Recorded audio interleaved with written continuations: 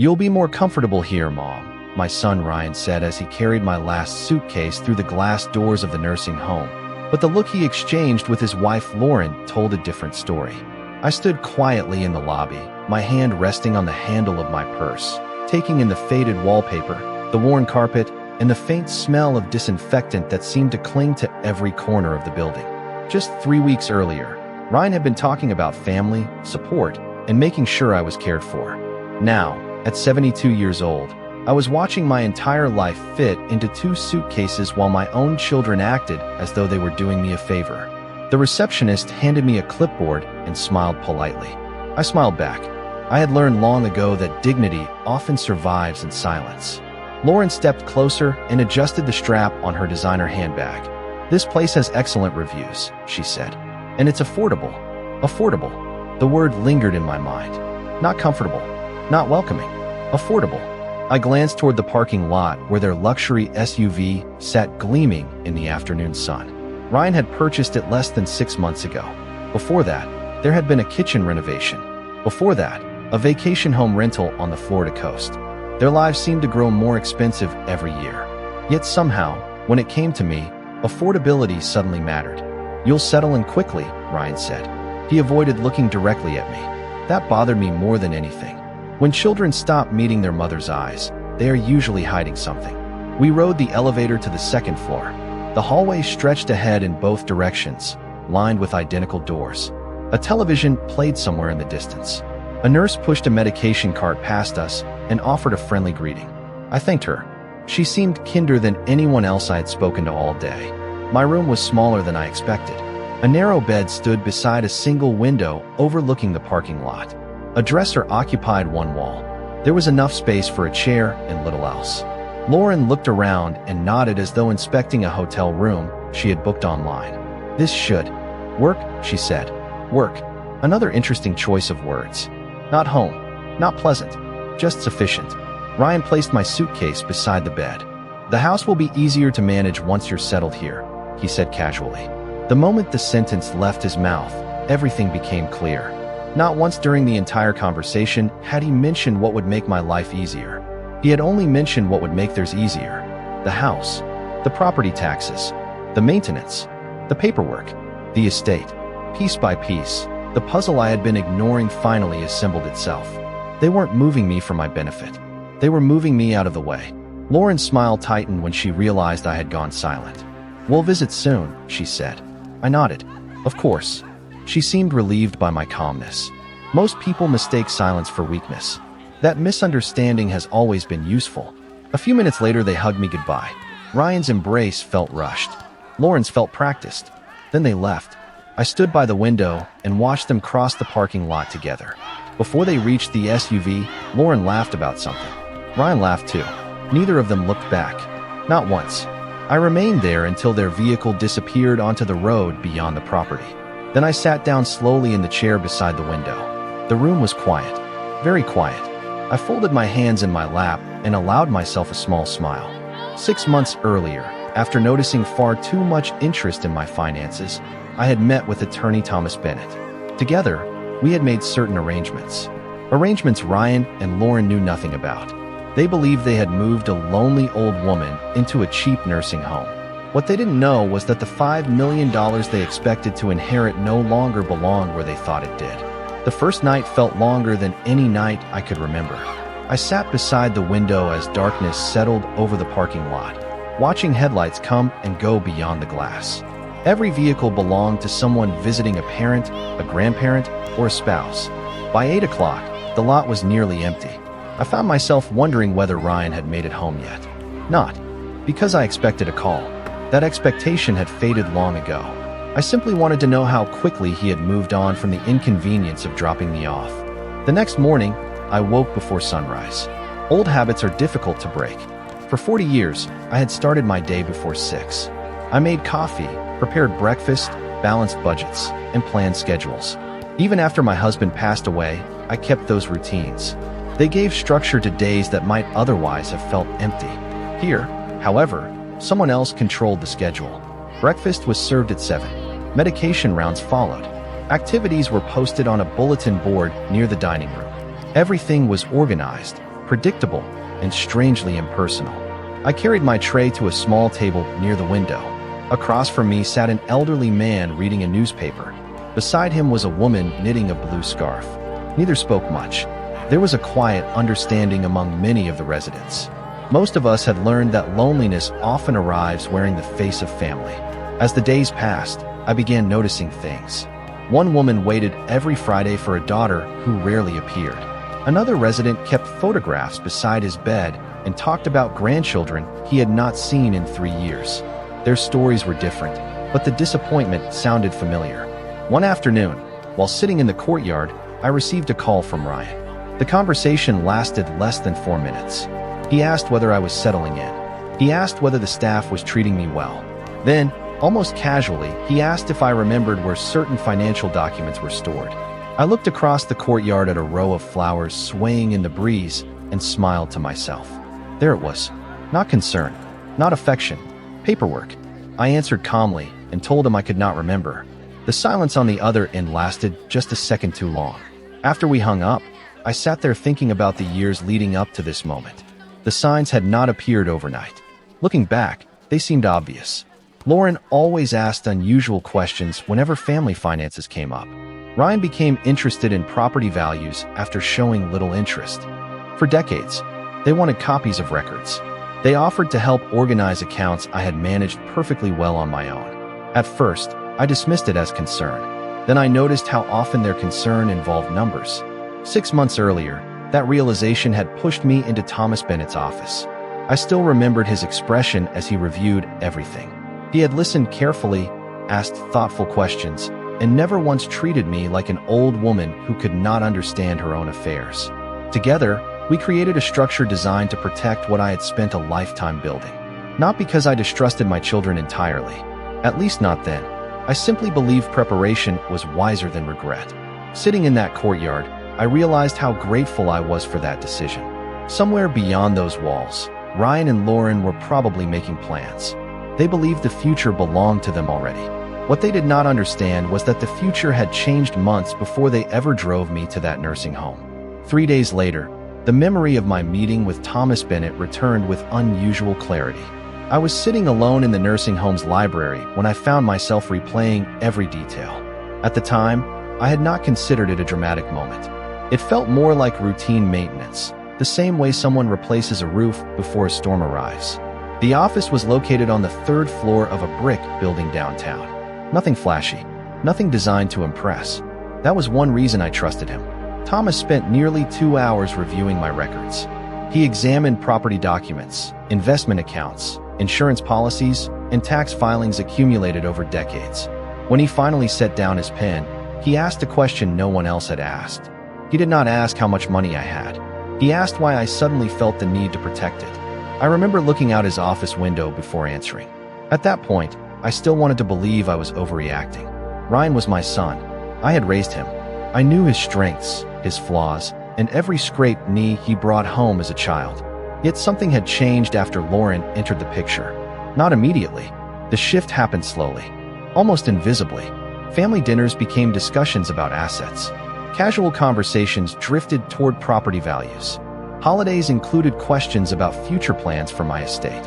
Individually, none of those moments seemed alarming. Together, they formed a pattern. Thomas listened without interruption. When I finished, he leaned back and folded his hands. Then he said something I never forgot. He told me that good planning was not a sign of distrust. It was a sign of responsibility. Those words stayed with me. Over the following weeks, we created a structure that placed my major assets inside a limited liability company. Ownership, management authority, and access rights were carefully documented. Every detail followed the law. Every document was reviewed multiple times. By the end of the process, I felt something I had not felt in months. Peace.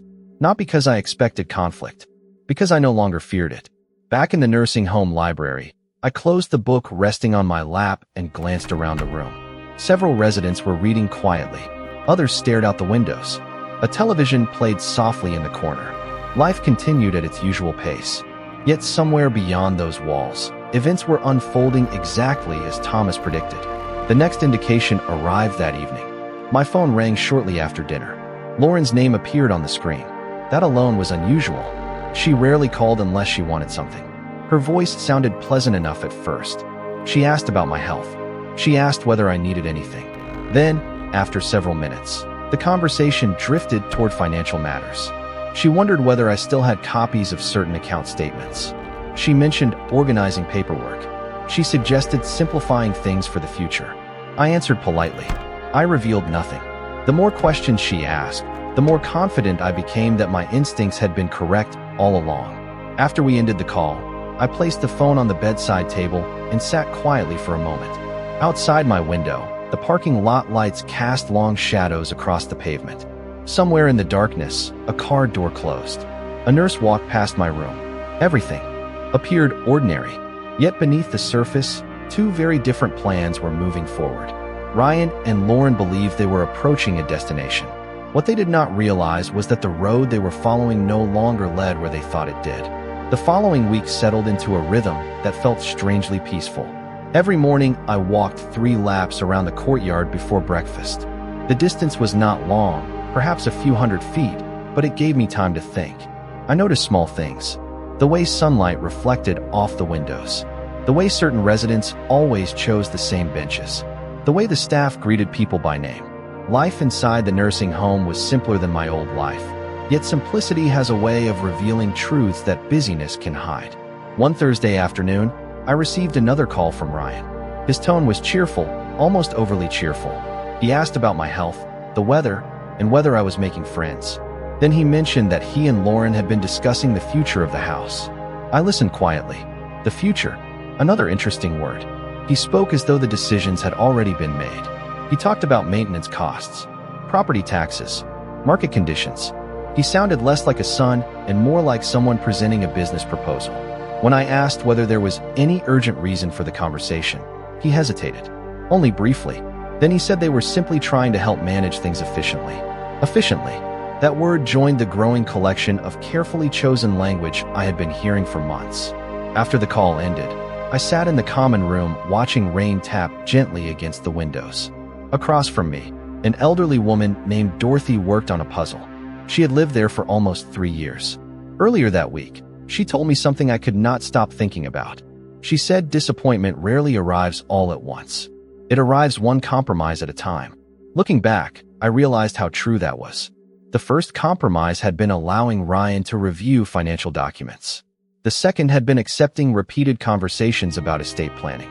The third had been pretending not to notice Lauren's growing interest in assets that were not hers. Each step seemed harmless on its own. Together, they formed a path that led directly to where I was now. That evening, another development arrived. Thomas Bennett called. His voice remained calm and professional as always. He informed me that someone had contacted his office seeking information about my holdings. He could not disclose details about confidential inquiries, but he wanted me to know that all protections remained fully in place. Nothing had changed. Nothing could be accessed. Nothing could be transferred. I thanked him and ended the call. Then I sat quietly for several minutes. Not because I was surprised, because I was not surprised at all. The pieces continued falling into place exactly as expected. Later that night, I opened a photo album I had brought from home. Inside were pictures spanning decades. Ryan at 8 years old holding a fishing rod almost taller than he was. Ryan graduating from high school. Ryan smiling beside me on his wedding day. I studied each photograph carefully. The boy in those pictures was not cruel. He was not selfish. Somewhere along the way, priorities had shifted. Whether the change came gradually or all at once, I could not say, but I understood something important. Protecting myself did not require hating him. It only required seeing reality clearly. Outside, the rain had stopped. The parking lot glistened beneath the lights. Somewhere beyond the city, Ryan and Lauren were likely making plans they believed would secure their future. Meanwhile, the foundation beneath those plans had already begun to disappear. 2 weeks later, the first rail crack appeared. It arrived quietly, almost invisibly, the way most important things do. I was finishing lunch when my phone vibrated. The screen displayed Thomas Bennett's name. I excused myself from the table and stepped into a quiet hallway before answering. His voice was calm, but I could hear a note of concern beneath the professionalism. He informed me that Ryan had contacted his office directly. According to Thomas, my son had presented himself as someone attempting to help manage family affairs. He asked questions about ownership structures, account access, and future estate administration. Thomas shared nothing, of course. The protections we established were working exactly as intended. Still, the fact that Ryan was making inquiries told me everything I needed to know. The curiosity had become urgency. After the call ended, I returned to the dining room and sat by the window. Outside, leaves drifted across the courtyard in the afternoon breeze. Autumn was beginning to arrive. Seasons change gradually until one morning you realize the world looks completely different.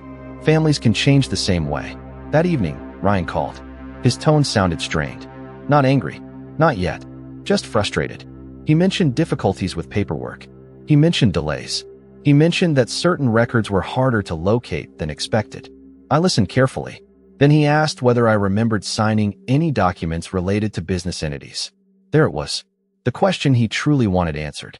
I told him I had signed many documents throughout my life and could not recall every detail. The silence that followed lasted several seconds.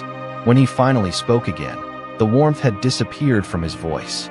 He quickly changed the subject and ended the conversation. I sat on the edge of my bed afterward, staring at the dark window. Reflections are strange at night. Instead of seeing the world outside, you see yourself. For a long moment, I studied my own reflection. I looked older than I remembered.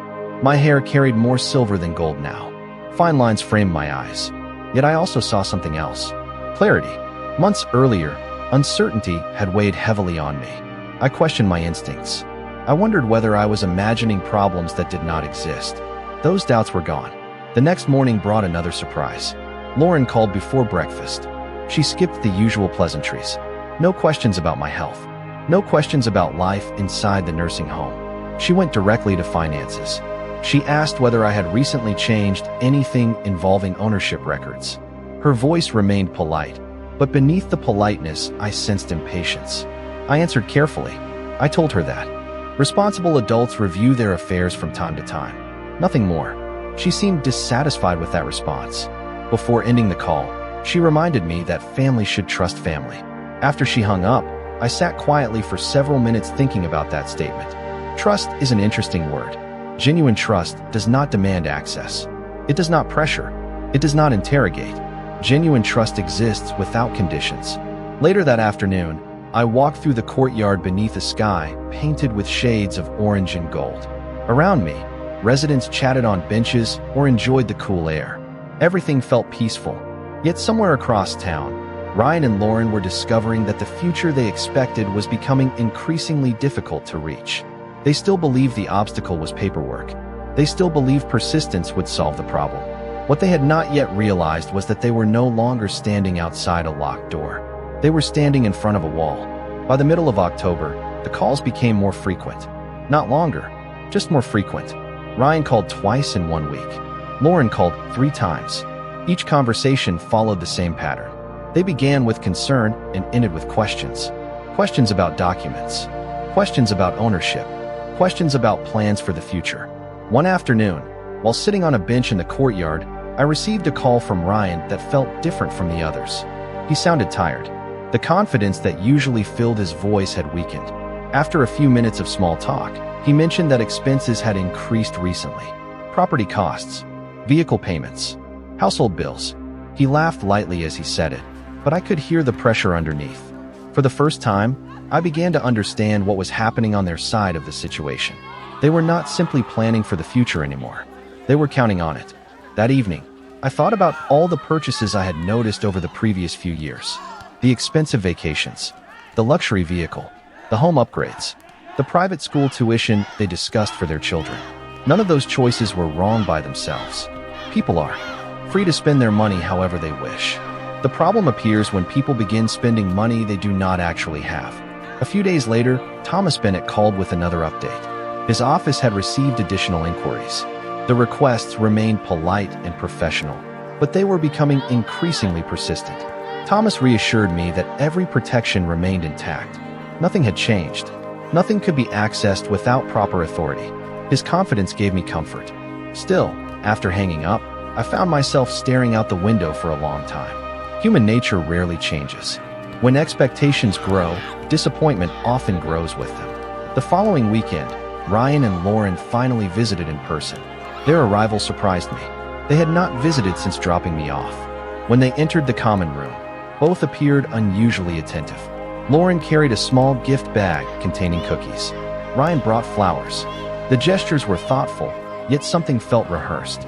We sat together near the fireplace and talked for nearly an hour. At first, the conversation remained pleasant.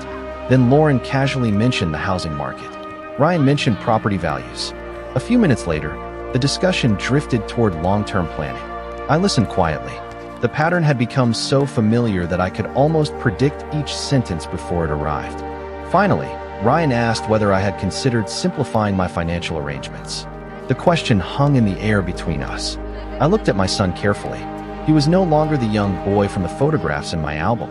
He was a middle-aged man carrying burdens of his own making. For a brief moment, I almost felt sorry for him. Almost. I answered gently. I told him that everything was already organized exactly as I wanted. The disappointment on Lauren's face appeared before she could hide it. Ryan quickly changed the subject, but the damage was done. They had expected progress. Instead, they encountered another dead end. After they left, I walked slowly back to my room. Outside, the sun was setting beyond the trees. Long shadows stretched across the parking lot. The visit had confirmed something important. Whatever plans Ryan and Lauren had built, those plans depended on assumptions. And assumptions are dangerous foundations. Sooner or later, reality arrives. When it does, even the strongest expectations can collapse without warning. The meeting happened 3 days before Thanksgiving. I knew something was different the moment Ryan called. His voice carried a level of determination I had not heard before. He asked if he could visit. Not next week. Not when convenient.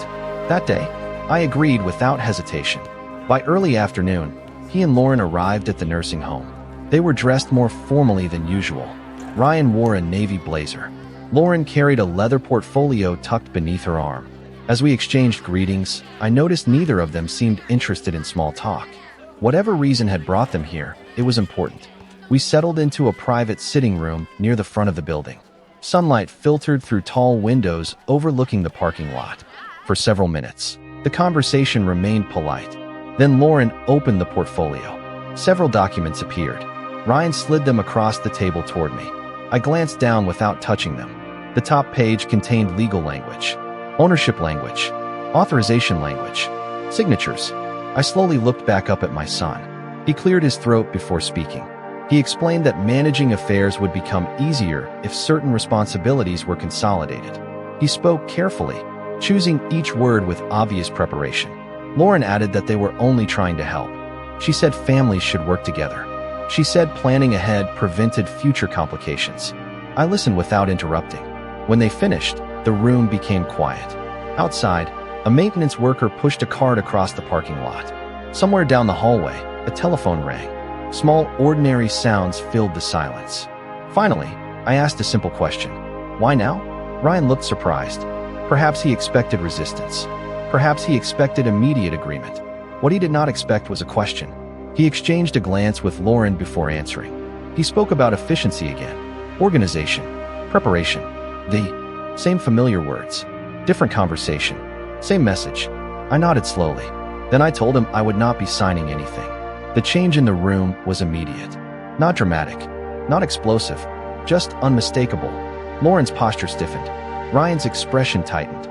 For the first time, neither seemed certain what to say next. After several seconds, Lauren asked whether someone else was advising me. I smiled gently. That question revealed more than she intended. People only ask that question when they assume a person could not have reached a decision independently. I told her I was fully capable of making my own decisions. Another silence followed. Then Ryan surprised me. His frustration finally surfaced. Not anger. Frustration. He asked why everything had suddenly become so complicated. Why records could not be located. Why answers were difficult to obtain. As he spoke, I realized he was no longer discussing paperwork. He was discussing expectations. Expectations that were slipping away. Expectations built on assumptions he never should have made. Before I could respond, the door opened. Thomas Bennett stepped into the room. His arrival was perfectly timed. Ryan stared at him in confusion. Lauren looked equally surprised. Thomas greeted everyone politely before taking a seat beside me. Then he calmly explained that all major assets were protected under legal structures established months earlier. Every arrangement had been completed properly. Every document was valid. Every decision reflected my wishes. The color drained from Lauren's face. Ryan looked as though he had forgotten how to speak. For a moment, nobody moved. Nobody argued. Nobody even reached for the documents lying untouched on the table. The truth had entered the room, and truth has a way of making preparation irrelevant. As Thomas continued explaining the details, I watched my son carefully. Not with satisfaction, not with anger, simply with clarity. At last, he understood what I had understood months ago. Control and ownership are not the same thing. And the future he thought was waiting for him had never belonged to him at all. After the meeting ended, Ryan and Lauren remained seated for several seconds as though they were waiting for reality to change.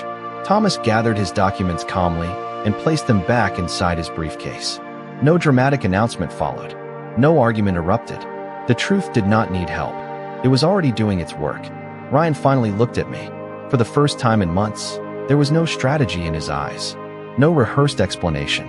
Only confusion. He asked why I had never told him. The question lingered in the room. I thought carefully before answering. Then I told him the truth. I said that I had spent most of my life teaching him that trust is earned through actions, not words. Somewhere along the way, he stopped remembering that lesson. Neither Ryan nor Lauren responded. Thomas stood and politely excused himself, leaving the three of us alone. Outside the windows, late afternoon sunlight stretched across the parking lot. Thanksgiving was only days away. Families across the country were making travel plans and preparing dinners. Meanwhile, our family sat in silence, surrounded by the consequences of choices that had taken years to develop. Lauren was the first to speak. She insisted they were only trying to help. She insisted everything had been misunderstood. Perhaps she even believed it. But I had learned something important over the years. People reveal their priorities long before they reveal their intentions. The questions they ask, the subjects they return to, the things they notice. Those details tell the real story. I did not argue with her. I simply listened. Eventually, Ryan asked whether anything could be changed. That question surprised me, not because of what he asked, but because of what he did not ask. He did not ask how I was adjusting to life in the nursing home. He did not ask whether I felt lonely. He did not ask whether I was happy. His focus remained fixed on the same destination. The only difference was that the road had disappeared. I answered gently. I explained that the arrangements reflected my wishes and would remain in place. The conversation ended soon afterward. They left without raising their voices. They left without another attempt to persuade me. As I watched them walk toward the parking lot, I noticed something unusual. They were not walking side by side. A few feet separated them. Neither appeared eager to speak. Pressure has a way of exposing cracks that success can conceal. Over the following week, the calls stopped almost entirely. Days passed without messages. The sudden silence felt louder than all the conversations that came before it. During that time, I continued living my life. I attended activities. I shared meals with friends. I spent afternoons reading in the library. The more distance I gained from the situation, the more clearly I saw it. My greatest mistake had not been trusting my son. Trust is necessary in every family. My mistake had been ignoring warning signs because I wanted to believe the best. One evening, Helen Carter, the nursing home's manager, stopped by my room. She asked whether I was settling in comfortably. We spoke for nearly 20 minutes.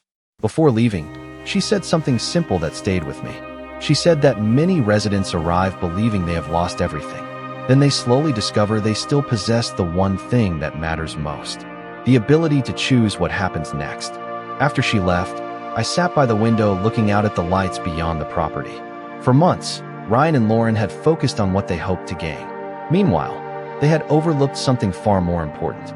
The person making the decisions had never stopped being capable of making them. Winter arrived quietly. The trees beyond the nursing home stood bare against pale skies, and the mornings carried a sharp chill that reminded me another year was coming to an end.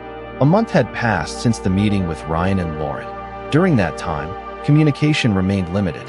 Occasionally a text message appeared, sometimes a brief phone call. The urgency that once defined every conversation had disappeared. In its place was distance. Strangely, I found that distance peaceful. One morning, shortly before Christmas, I received a call from Thomas Bennett. He informed me that the final steps of a project we had discussed were complete. Several months earlier, after establishing the legal protections around my assets, I had also created something else. A charitable foundation dedicated to helping older adults who found themselves alone during the later chapters of life. The idea came from the people I met inside the nursing home. Dorothy, the retired teacher who rarely saw her family. The former mechanic whose grandchildren never visited. The countless stories hidden behind polite smiles. Listening to them had changed me. I realized that money serves little purpose if it only sits still. It should create opportunities. It should solve problems. It should improve lives. That afternoon, I sat with Helen Carter in her office and shared the news. Her eyes widened when she learned what had been established. The foundation would help fund community programs, transportation assistance, educational workshops, and support services for seniors facing isolation. Nothing extravagant, just practical help where it was needed most. For the first time in many months, I felt excited about the future. Not because of what I possessed, because of what I could contribute. Several weeks later, another unexpected call arrived. This time it was Ryan. His voice sounded different. Quieter, older somehow. We spoke for nearly 30 minutes. Not once did he mention property. Not once did he mention finances. Instead, he asked how I was doing. He asked about my friends. He asked whether I enjoyed my daily routine. The conversation felt unfamiliar because it sounded like the conversations we used to have years ago, before expectations complicated everything, before assumptions took root. When the call ended, I sat quietly reflecting on the change. Some lessons arrive through advice. Others arrive through consequences. The latter are usually remembered longer. In early spring, I moved into a small lakeside cottage about an hour outside the city. It was modest compared to the house I once owned, but I loved it immediately. Large windows overlooked the water. A wooden porch wrapped around the front. Every morning, I drank coffee while watching sunlight dance across the lake. The nursing home chapter of my life had ended, but the friendships remained. I visited often. I supported programs through the foundation. I stayed connected to the people who had unknowingly helped me find a new purpose. One evening, nearly a year after everything began, I sat on the porch watching the sun disappear beyond the horizon. The water reflected shades of gold and orange. A gentle breeze moved through the trees. I thought about the choices that brought me here. Some people might call the story a victory. Perhaps it was, but not for the reasons most would assume. The greatest victory was not protecting $5 million. It was protecting my ability to decide what kind of life I wanted to live. Ryan and Lauren believed they were securing an inheritance. In the end, I secured something far more valuable. My independence, my dignity, and the freedom to decide what happens next.